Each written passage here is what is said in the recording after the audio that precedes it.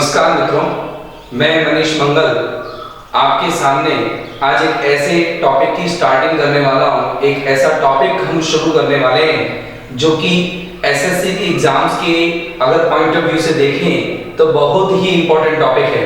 उस टॉपिक का नाम है एक्टिव एंड पैसिव वॉइस। इस टॉपिक से अगर हम एसएससी, सीएचएसएल या सीजीएल प्री की बात करें या सीपीयू प्री की, तो कुछ गिने हुए एक या दो क्वेश्चंस इसमें पूछे जाते हैं। सीपीयू में लगभग 5 से 10 क्वेश्चंस पूछे जाते हैं, जबकि अगर हम सीजीएल मेंस की बात करें तो 22 से 25 क्वेश्चंस आपके इस टॉपिक से पूछे जाते हैं।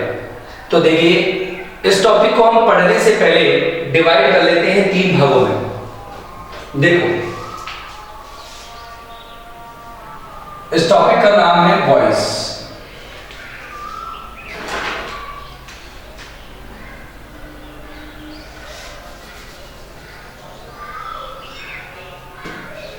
टॉपिक का नाम है वॉइस,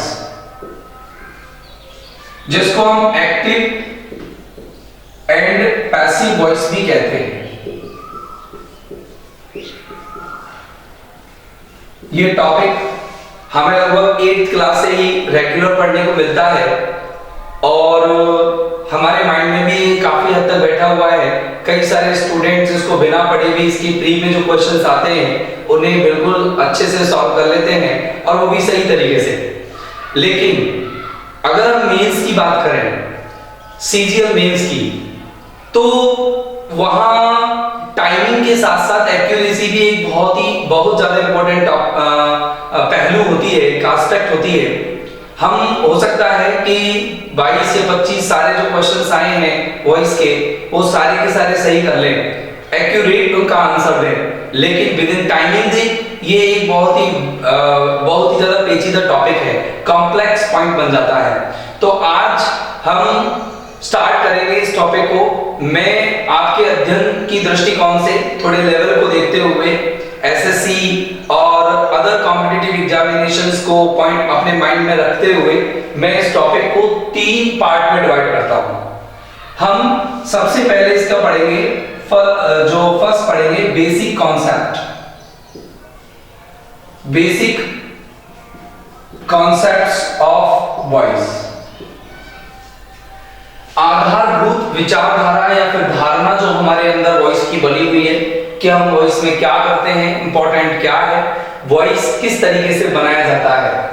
और हम सेकंड पॉइंट की बात करें तो सेकंड पॉइंट में हम पढ़ेंगे जनरल रूल्स, जिन्हें अधिकांश जगहों पर आप पढ़ते आए हैं। आपने 9th में भी पढ़ा है, आपने 10th में भी पढ़ा है, आपने अदर कंपटीशन की जब तैयारियां की है तो थोड़े बहुत जनरल रूल्स आपने पढ़े हैं। अब मैं बात करता हूं तीसरे पॉइंट की, वो है एडवांस्ड रूल्स।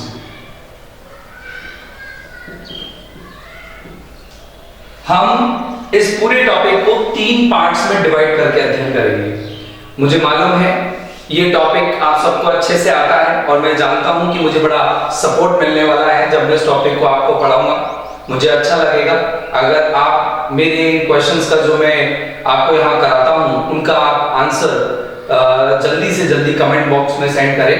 लेकिन हम इस टॉपिक को पढ़ें उससे पहले आपके माइंड में एक कॉन्सेप्ट बना लीजिएगा, एक माइंड में एक इमेज बना लीजिएगा। यह है कि हम इस टॉपिक को 3 पार्ट्स में पढ़ने वाले हैं। आपको किसी भी पार्ट को अवॉइड नहीं करना है, आपको किसी भी पार्ट को इग्नोर नहीं करना है। देखो, बेसिक कॉन्सेप्ट पर ही जनरल रूल्स डिपेंड करते हैं और जनरल रूल्स पर ही एडवांस रूल्स डिपेंड करते हैं। ये तीनों ही रूल्स एक दूसरे से या तीनों ही पॉइंट्स एक दूसरे से इंटरनली कनेक्टेड है। तो माय डियर फ्रेंड्स, मैं उम्मीद करता हूं, I hope you will focus attentively on each and every word that is spoken by me while I teach this chapter on this board. Okay, dear friends, so let us begin some basic concepts of voice. देखिएगा, जैसे ही हम voice की बात करते हैं, basic concepts of voice, जैसे ही हम voice की बात करते हैं तो आपके माइंड में एक छोटा सा आइडिया आता होगा, एक हल्का सा एक विचार आता होगा। वो विचार यह है कि हम जब भी वॉइस कन्वर्ट करते हैं तो हमारे पास ये तीन पहलू होते हैं, ये तीन फंक्शंस होते हैं, सब्जेक्ट वर्ब ऑब्जेक्ट। हम सब्जेक्ट वर्ब ऑब्जेक्ट को एक दूसरे से रिप्लेस करके ही वॉइस बना लेते हैं, हल्का सा चेंज करना पड़ता है। जैसे कि अगर हम सब्जेक्ट को यहां पहुंचाते हैं तो यहां कुछ चेंजेस करने पड़ते हैं, अगर हम इस ऑब्जेक्ट को यहां लेके आते हैं तो हो सकता है यहां पर हमें कोई चेंजेस करने पड़े, और हम इस वर्ब को नीचे लेके आते हैं। ये हमारा एक बेसिक कॉन्सेप्ट है जो हम जानते हैं। जैसे कि अगर एक एग्जांपल हम बोले कि सोहन रॉट ए पॉइंट, अगर हम इस एग्जांपल को के बारे में बात करें तो देखेंगे यहां पर कि सोहन आपका सब्जेक्ट है, रोट आपकी वर्ब है, और अ पॉइंट जो है आपका ऑब्जेक्ट है। माय डियर फ्रेंड्स, सबसे पहली बात तो यह है कि बहुत कम स्टूडेंट्स इनको आइडेंटिफाई कर पाते हैं कि एक्टिव स्टेटमेंट है या पैसिव स्टेटमेंट है। तो बेसिक कॉन्सेप्ट में हम यही समझने वाले हैं कि ये जो स्टेटमेंट आपको दिया हुआ होता है वो एक्टिव है या फिर पैसिव है। आप इजीली समझ जाएंगे, बस आप बने रहिएगा, अपनी क्लास में थोड़ा सा समझ करके देखते रहिए। आपका पूरा ध्यान मेरे शब्दों पर होना चाहिए, मेरे हर एक वर्ड पर होना चाहिए जो मैं लिखता हूं। तो देखिएगा, आप जब इसका पैसिव या वॉइस कन्वर्ट करते हैं तो आपको पता होता है कि हमें, आपको लिखा हुआ होता है कि एक्टिव का पैसिव बनाओ, लेकिन जब एसएससी की बात आती है तो वहां पर कहीं भी नहीं दिया जाता कि आपको एक्टिव को पैसिव में कन्वर्ट करना है या पैसिव को एक्टिव में कन्वर्ट करना है। ये आपको खुद से ही समझना पड़ता है कि ये स्टेटमेंट जो दिया हुआ है वो एक्टिव का है या फिर पैसिव का है, और अगर वो एक्टिव का है तो उसे हम कैसे कन्वर्ट करेंगे, और अगर वो पैसिव का है तो उसे हम कैसे कन्वर्ट करेंगे। तो माय डियर फ्रेंड्स, ध्यान से देखिएगा, अगर मैं आपको ये बता दूं कि ये सेंटेंस एक्टिव का है तो हम इसे जब पैसिव में कन्वर्ट करते हैं तो आप अच्छे से जानते हैं कि आपको इसे कैसे पैसिव में कन्वर्ट करना है। तो देखेंगे कि a point was written by Sohan.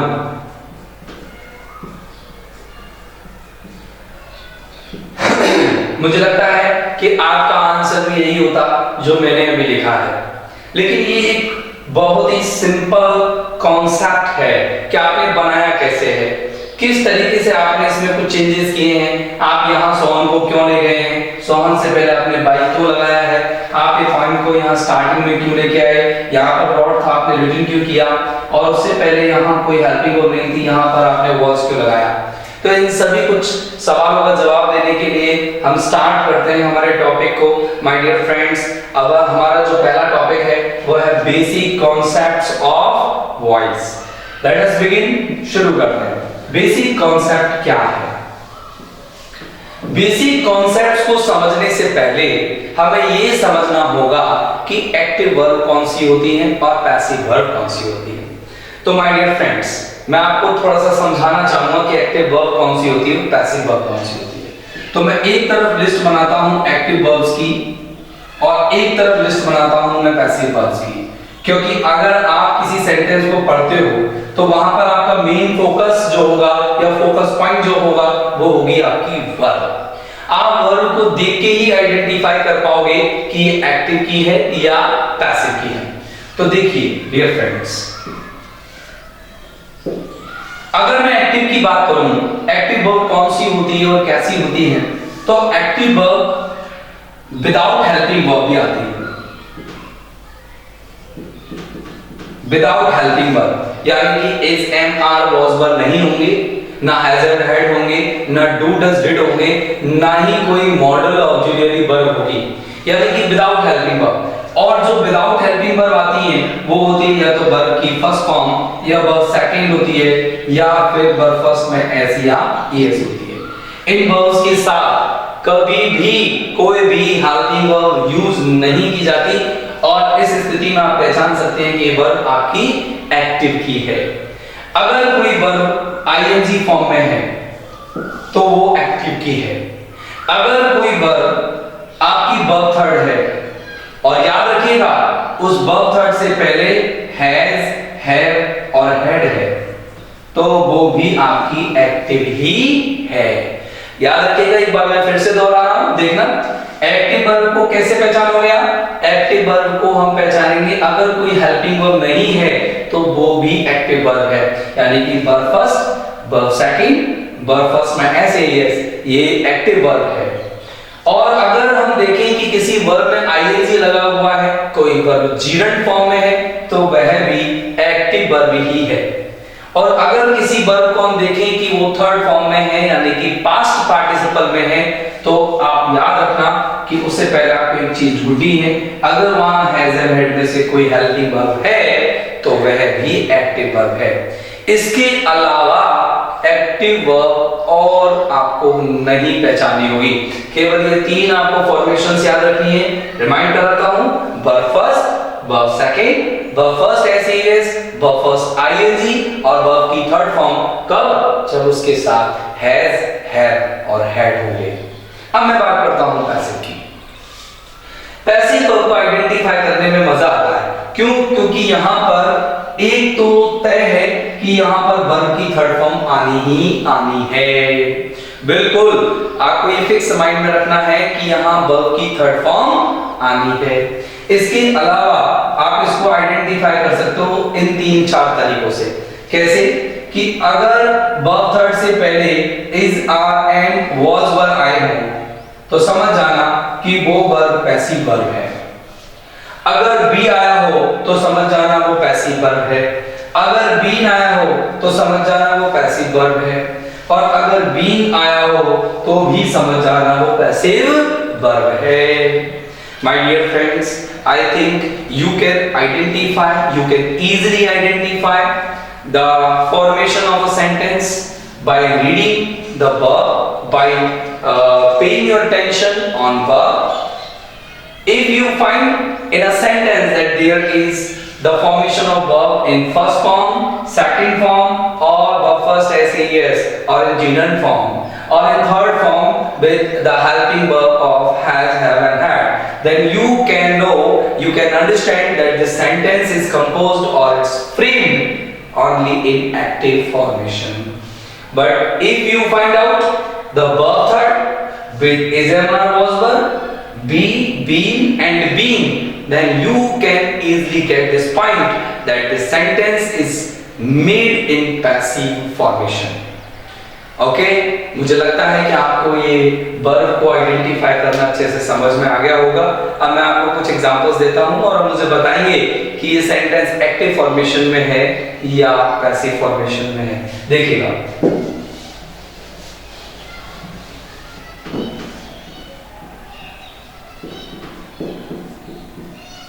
Sumit put my bag there. बताइए इसमें वर्ब कहां है? मुझे लगता है आपको मिल गई होगी। यहां पर वर्ब है पुट, और ये पुट के साथ कोई भी हेल्पिंग वर्ब नहीं है। अगर पुट के साथ कोई भी हेल्पिंग वर्ब नहीं है तो ये सेंटेंस आपका एक्टिव है। समझ में आ गया होगा। अगला है Ravi is playing cricket.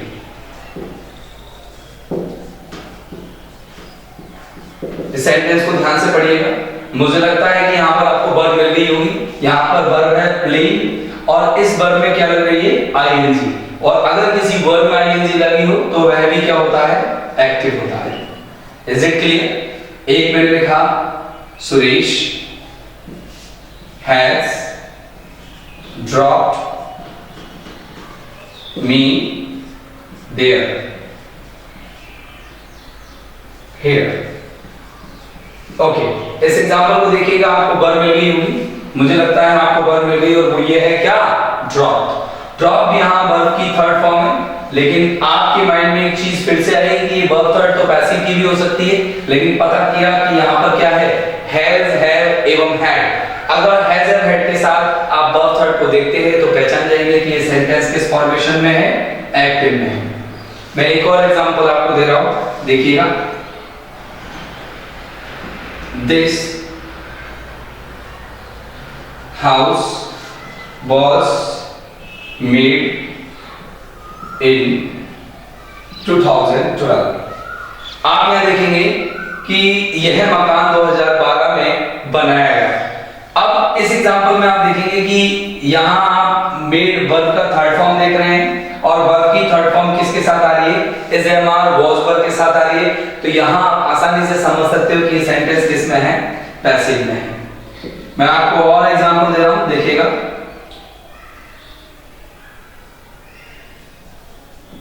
This job can not be abandoned।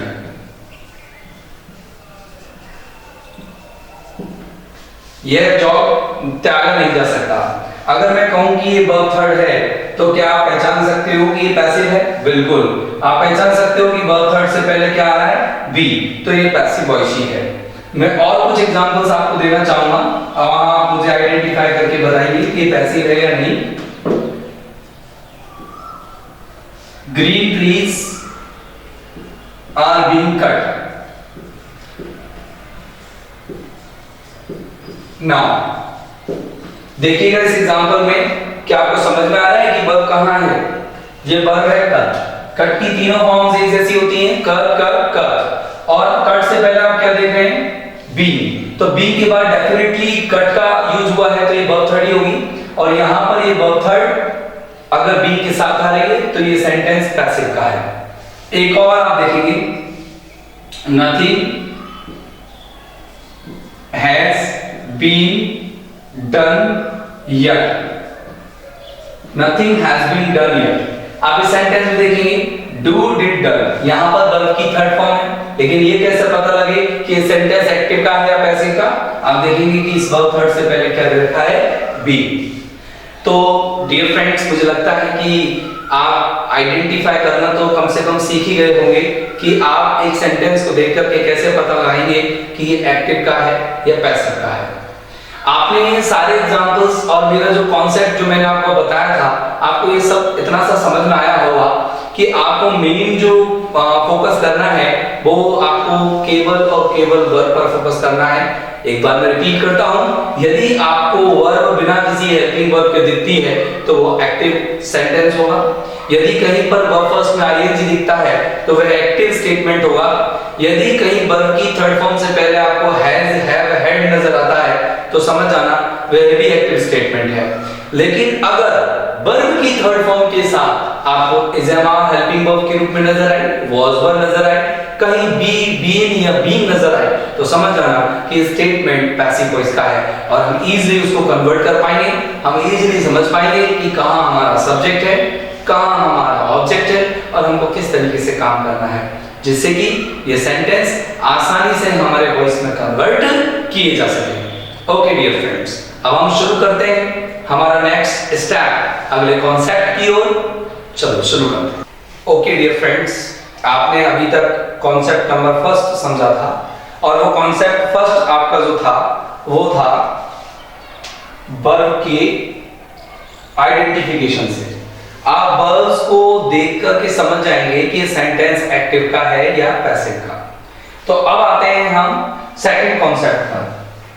आप जानते हैं कि मूलतः हमको एक सेंटेंस में जब हम वॉइस को एक दूसरे से चेंज करेंगे, जब हम एक्टिव को पैसिव में या पैसिव को एक्टिव में बदलेंगे, तो हमें तीन चीजों का इंपॉर्टेंट रोल होगा।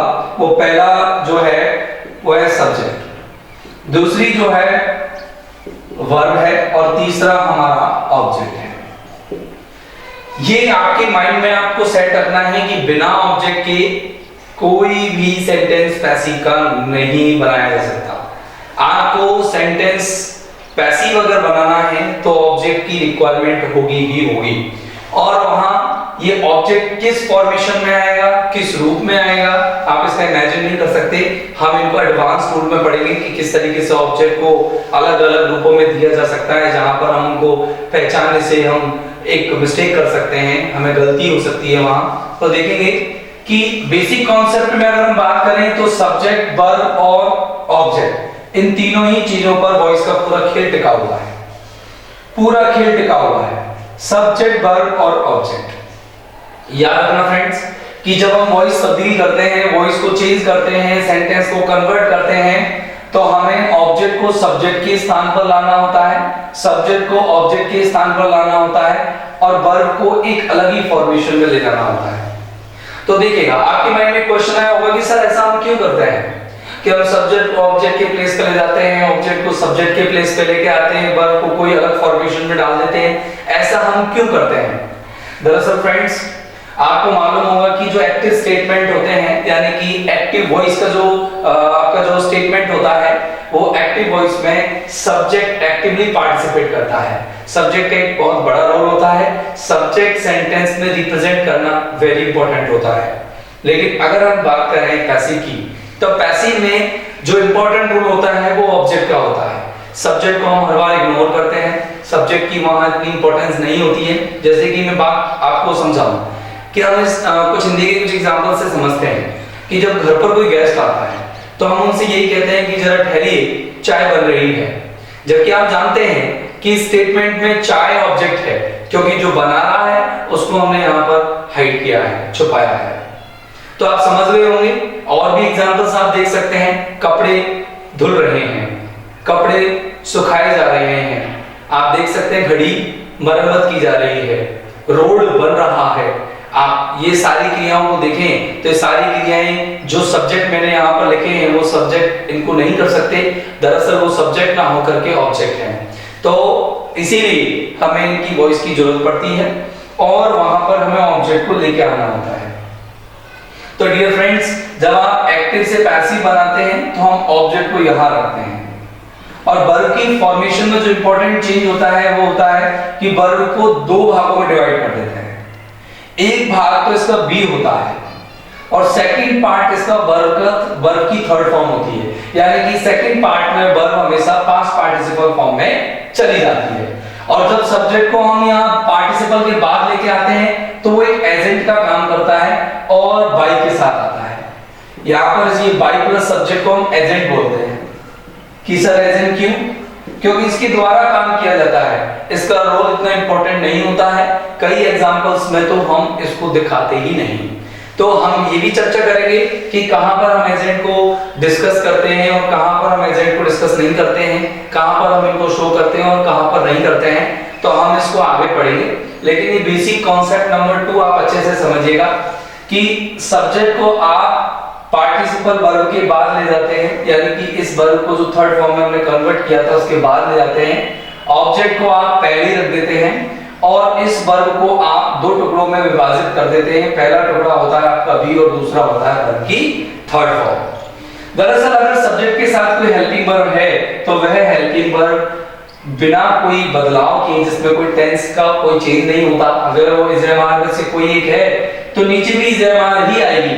लेकिन ये निश्चित है ऊपर सब्जेक्ट के अकॉर्डिंग कोई हेल्पिंग वर्ब आ रही थी तो नीचे यहाँ ऑब्जेक्ट के अकॉर्डिंग कोई हेल्पिंग वर्ब आएगी। तो डियर फ्रेंड्स मुझे लगता है कि आपको ये बात समझ में आ गई होगी। एक बार फिर से समझिएगा कि जब हम वॉइस कन्वर्ट करते हैं तो सब्जेक्ट को हम एजेंट के रूप में पार्टिसिपल वर्ब के बाद रख देते हैं और ऑब्जेक्ट को हम यहाँ बी प्लस वर्ब थर्ड से पहले रख देते हैं और वर्ब के हम बी प्लस वर्ब थर्ड दो टुकड़े कर देते हैं। दरअसल कैसे, एक बार समझिए। ये बी क्या है? आपको बाकी की सारी चीजें समझ में आ गई होगी मुझे लगता है, लेकिन ये बी नाम से जो अलग से मैंने एक वर्ड लिखा है ये आपको समझ में नहीं आया होगा। दरअसल ये बी जो है ये एक वर्ब है जिसका ये क्या करता है, ये इस वर्ब को पैसिव बना देता है। इसका अर्थ होता है होना। ये अपनी फर्स्ट फॉर्म में, सेकंड फॉर्म में, थर्ड फॉर्म में और फोर्थ फॉर्म में और फिफ्थ फॉर्म में होती है। जब ये फर्स्ट फॉर्म में होती है तो इसका जो रूप होता है वो इज़-एम-आर या ज़ारेम होता है। सेकंड फॉर्म में इसका रूप वॉज-वर होता है। थर्ड फॉर्म में ये बीन होती है और फिफ्थ फॉर्म में ये बीन होती है और फोर्थ फॉर्म में बीन होती है और फिफ्थ फॉर्म में ये बी होती है। दरअसल ये फिफ्थ फॉर्म आती है किसके साथ है? मॉडल के साथ और टू के साथ। ये यहां पर आपको करना क्या है कि आपको बी अलग से निकाल कर रख लेना है, ये बी का बी ही रख लेना है। देखिएगा आप समझना, आपको करना क्या है थोड़ा ध्यान से समझना कि आप सब्जेक्ट को इधर ले आएंगे कोई दिक्कत नहीं है, आप ऑब्जेक्ट को यहां ले आएंगे, मुझे लगता है कि इसमें भी कोई आपको प्रॉब्लम नहीं होगी। आप इस वर्ब को थर्ड फॉर्म में कन्वर्ट कर देंगे, मुझे लगता है इसमें भी कोई प्रॉब्लम नहीं होगी। लेकिन ये तय है कि सब्जेक्ट के साथ ये आने वाली जो वर्ब है वो किसी ना किसी रूप में होगी। यानी कि आपको पता है कि जब मैं यहाँ पर आपको वर्ब का आइडेंटिफिकेशन करा रहा था तो मैंने आपको एक्टिव में आने वाली कितने वर्ब फॉर्मेशंस बताए थे? 3। एक तो विदाउट हेल्पिंग वर्ब, एक आईएनजी फॉर्म और एक वर्ब की थर्ड फॉर्म। अगर आपको लगता है कि वो हेल्पिंग वर्ब नहीं है तो यहाँ वर्ब की फर्स्ट फॉर्म होगी या सेकंड होगी या फर्स्ट में एस या ईएस होगा। आपको करना क्या है? आपको कुछ नहीं करना, आपको जो वर्ब में ये फॉर्म दे रखा है इसको निकाल के इसको बी में लगा देना है। इस बी अगर आपको लगता है वर्ब फर्स्ट फॉर्म में है तो बी में लगा करके उसको इज एमआर में कन्वर्ट कर देना और बी की जगह पर यहाँ इज एमआर लिख देना। अगर आपको लगता है कि ये वर्ब सेकंड फॉर्म में है तो सेकंड फॉर्म को इसमें से निकाल के बी में लगा देना और यहाँ पर वॉज वर्ब रख देना। और अगर आपको लगता है कि वर्ब फर्स्ट में ऐसे ही ऐसे तो भी वो वर्ब फर्स्ट ही है, इसीलिए हम उसमें भी यहाँ पर बी की जगह पर इज एमआर रख देंगे। लेकिन आपको लगता है कि वो आईएनजी फॉर्म है तो आईएनजी फॉर्म को हम यहाँ पर क्या करेंगे कि बी में आईएनजी को लगा करके रख देंगे। इसके अलावा आपको लगता है थर्ड फॉर्म है तो थर्ड फॉर्म में हम इसको बी डाल देंगे। आपको लगता है कि यहाँ कोई हेल्पिंग वर्ब के रूप में मॉडल आ रहा है या फिर कोई टू आ रहा है तो हम मॉडल और टू के बाद यहाँ बी का मूल रूप में रख देंगे। मुझे लगता है कि शायद ये कॉन्सेप्ट से थोड़ा बहुत आपको समझ में आया होगा। मैं आपको उदाहरण के माध्यम से और समझाने की कोशिश करता हूँ। देखिएगा, एक एग्जांपल है, ज्योति इज रीडिंग अ स्टोरी। इस एग्जांपल को आप देखिएगा, ज्योति इज रीडिंग अ स्टोरी। आप इस वर्ब फर्स्ट आईएनजी को देखते ही समझ गए होंगे कि ये सेंटेंस एक्टिव का है, राइट? आप वर्ब फर्स्ट आईएनजी को देखते ही समझ गए होंगे कि ये सेंटेंस एक्टिव का है। अब बात करते हैं हम इसको कि पैसिव में कैसे कन्वर्ट करते हैं। देखिएगा, ये हेल्पिंग वर्ब है, ये आपकी मेन वर्ब है। आप यहां देखेंगे कि ये आपका सब्जेक्ट है और ये आपका ऑब्जेक्ट है। Is it clear? अब आप इस ऑब्जेक्ट को यहां लेके आएंगे तो इसको लिखेंगे अ स्टोरी। आपको पता है कि ज्योति के साथ भी इज हेल्पिंग वर्ब आती है और स्टोरी के साथ भी इजी आती है, तो हम इस हेल्पिंग वर्ब को बिना छेड़े लिख देंगे नीचे इज। अब आपको पता है हम इस मेन वर्ब को कितने टुकड़ों में बांटेंगे? 2 टुकड़ों में। एक तो होगी वर्ब की थर्ड फॉर्म। थोड़ा सा मैं स्पेस कवर करते हुए वर्ब की थर्ड फॉर्म को लिख देता हूं। आपको पता है रीड मेन वर्ब होती है, इसकी सेकंड फॉर्म और थर्ड फॉर्म रेडी होती है, यानी कि ये सेम फॉर्मेशन में चलती है, तो थर्ड फॉर्म भी रेडी होगी। अब बात करते हैं हम इसमें आईएनजी है तो इस आईएनजी को निकाल करके हम फोर्थ फॉर्म के रूप में इसमें लगा देते हैं बी में, तो यहां पर ये हो जाएगा बी और हम इसको एजेंट के रूप में पीछे ले जाते हैं और ये हो जाएगा बाई ज्योति। देखिएगा ये सेंटेंस बड़ा इजीली बन गया है। मुझे नहीं लगता कि इस तरह से एक्टिव से पैसिव आपको कन्वर्ट करने में कोई भी प्रकार की प्रॉब्लम नहीं है। एक एग्जांपल को हम फिर से और दूसरा एग्जांपल समझते हैं, जैसे कि देखिए,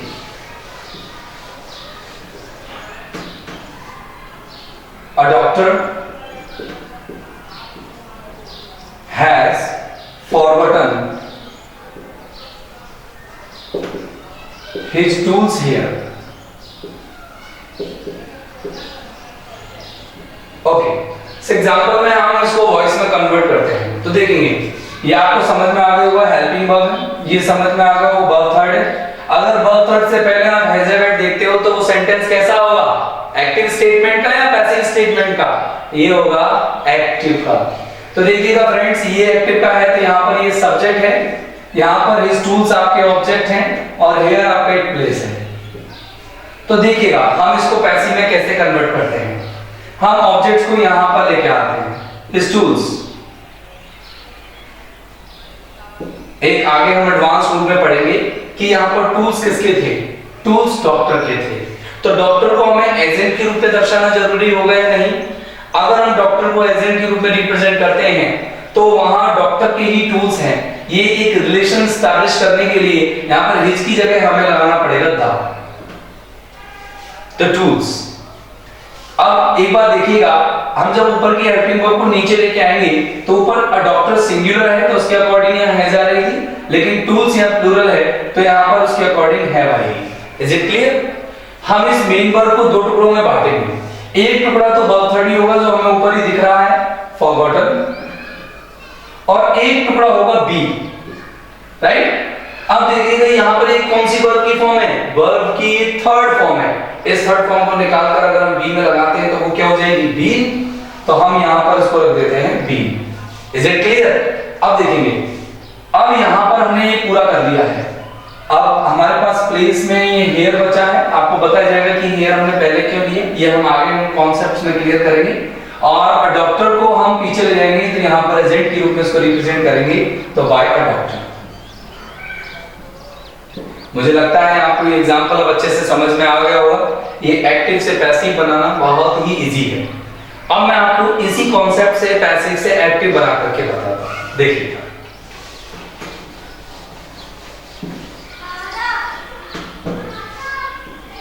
a cup of tea was prepared by me.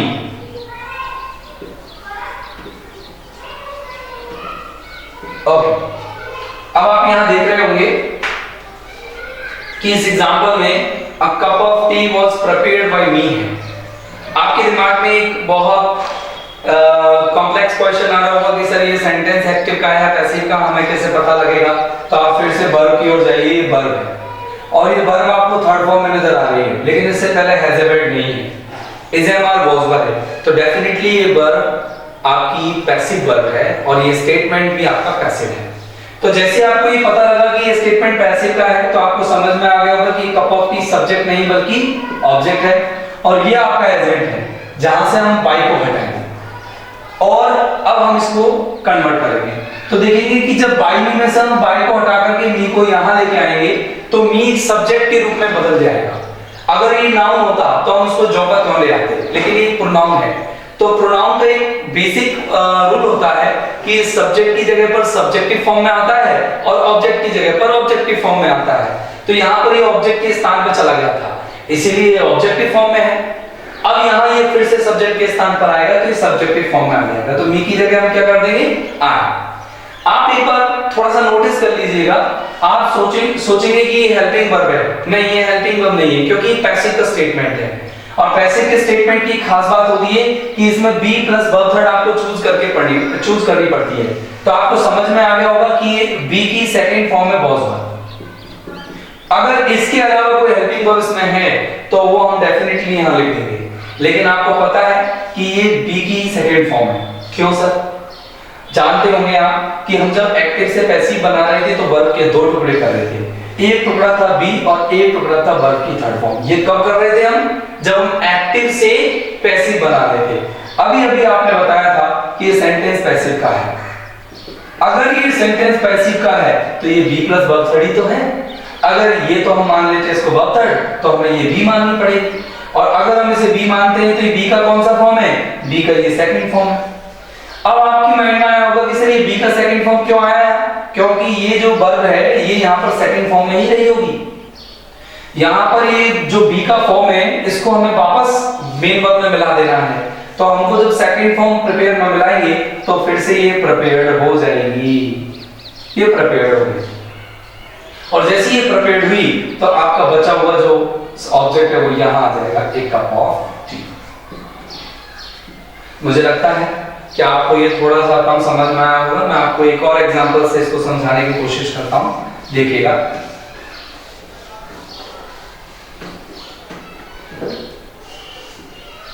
A nice poem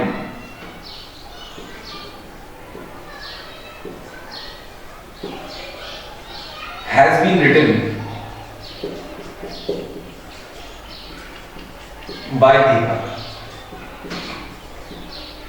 अब आप बताइए मुझे कि ये सेंटेंस एक्टिव का है पैसिव का? मुझे नहीं लगता कि आपको समझने में या आपको पहचानने में कोई दिक्कत आई होगी। आसानी से पहचान रहे होंगे क्योंकि यहाँ पर बीन के साथ वर्ब की थर्ड फॉर्म आ रही है, तो ये सेंटेंस पैसिव का है। जब आप इसको कन्वर्ट करें तो उससे पहले आप अपने माइंड में ये सेट कर लें कि ये है बी प्लस वर्ब की थर्ड फॉर्म और ये है आपकी वर्ब की थर्ड फॉर्म। और अब आप इसको पैसिव में एक्टिव में कन्वर्ट करते हैं तो देखेंगे ये आपका ऑब्जेक्ट है, ये आपकी हेल्पिंग वर्ब है, अलग से निकल गई ना हेल्पिंग वर्ब। यहाँ पर अपन ने बीन अलग से निकाल दिया तो ये हेल्पिंग वर्ब अलग से निकल गई। ये है आपका सब्जेक्ट। अब हम सब्जेक्ट को लेके आते हैं स्टार्टिंग में, ये ले आए, ये हमारे दीपक महोदय आ गए। ओके, अब जैसे दीपक महोदय आए तो हमको हेल्पिंग वर्ब नीचे लिखनी पड़ेगी। तो इधर भी सिंगुलर सब्जेक्ट था तो हेल्पिंग वर्ब हैज थी, इधर भी दीपक सिंगुलर है तो हेल्पिंग वर्ब हैज ही होगी।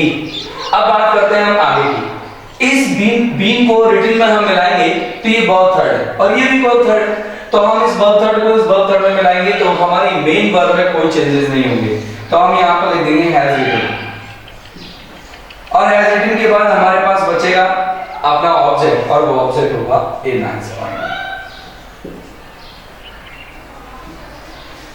यस डियर फ्रेंड्स, मुझे लगता है आपको मेरा कॉन्सेप्ट नंबर सेकंड अच्छे से समझ में आ गया होगा। मैं आपको एक बार रिपीट करके बता देता हूं कि मेरा फर्स्ट कॉन्सेप्ट था कि हम स्टेटमेंट को कैसे आइडेंटिफाई करें कि वो एक्टिव का है या पैसिव का है, और सेकंड स्टेटमेंट मेरा ये था कि ये सेकंड कॉन्सेप्ट ये था कि आप एक्टिव से पैसिव कन्वर्ट करते समय किन किन बातों का ध्यान रखेंगे। आप सब्जेक्ट को ऑब्जेक्ट में और ऑब्जेक्ट को सब्जेक्ट के स्थान पर रखेंगे, आप वर्ब को किस तरीके से डिवाइड करेंगे और डिवाइडेड वर्ब को किस तरीके से कनेक्ट करेंगे। तो अब आगे का जो कॉन्सेप्ट नंबर 3 है मैं आपको कल यानी कि मेरी अगली क्लास में समझाऊंगा। तब तक के लिए okay, have a nice time, good day, पढ़ते रहो, मुस्कुराते रहो।